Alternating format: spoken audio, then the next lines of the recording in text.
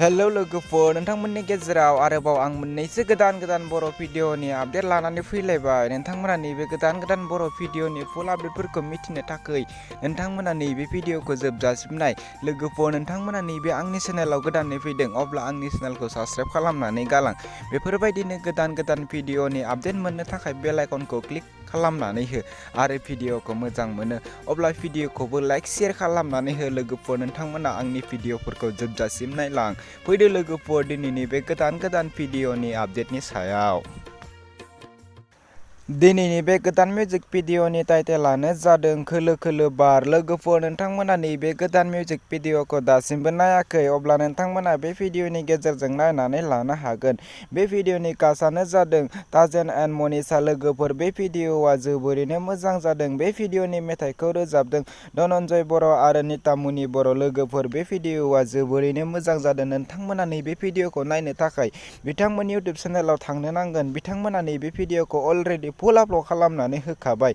बे भिडिअनि डिरेक्सनानो जादों कातिनाथ दैमारि। लोगोफोर बे भिडिअखौ बिथांमोना अलरेडि फुल आपल'ड खालामनानै होखाबाय। बिथांमोना बे भिडिअखौ गावसोरनि इउटुब चेनेलाव हगारनानै होदों। बिथांमोननि इउटुब चेनेलनि मुङानो जादों ताजेन बसुमतारी। लोगोफोर नोंथांमोना बिथांमोननि नैबे इउटुब चेनेलाव थांनानै नैबे गोदान मिउजिक भिडिअखौ नायहैदो आरो नोंथांमोना बिथांमोननि इउटुब चेनेलखौ साबस्क्राइब खालामाखै अब्ला बिथांमोननि इउटुब चेनेलखौबो साबस्क्राइब खालामनानै हो। लोगोफोर नोंथांमोना बेफोरबायदि गोदान भिडिअ नुनो थाखाय बिथांमोननि बे बेल आइकनखौबो अल क्लिक खालामनानै ला। लोगोफोर भिडिअखौ मोजां मोनोब्ला लाइक शेयार खालामनानै होदो। बिदिब्ला लोगोफोर फैदो दिनैनि बे गोदान भिडिअनि नेक्स्ट भिडिअ आपडेटनि सायाव। दिनैनि बे नेक्स्ट भिडिअनि गोदान मिउजिक भिडिअनि आपडेटनि टाइटेलानो जादों अ सना। लोगोफोर नोंथांमोना नैबे गोदान मिउजिक भिडिअखौ दासिमबो नायाखै अब्ला बे भिडिअनि गेजेरजों नायनानै लानो हागोन। बे भिडिअखौ बिथांमोना अलरेडि फुल आपल'ड खालामनानै होखाबाय। बे भिडिअनि कास्टआनो जादों अमर एन्ड माइदांस्रि। लोगोफोर बे भिडिअआ जोबोरैनो मोजां जादों। बे भिडिअनि प्रडिउसारानो जादों अमर सरगियारि। लोगोफोर बिथांमोना बे भिडिअखौ अलरेडि फुल आपल'ड खालामनानै होबाय। लोगोफोर बे भिडिअनि मेथाइखौ रोजाबदों रबिन सिं एन्ड नितामुनि। लोगोफोर बे भिडिअआ जोबोरैनो इन्टारेस्टिं आरो मोजां जादों। नोंथांमोना नैबे भिडिअखौ नायनो थाखाय बिथांमोननि इउटुब चेनेलाव थांनो नांगोन।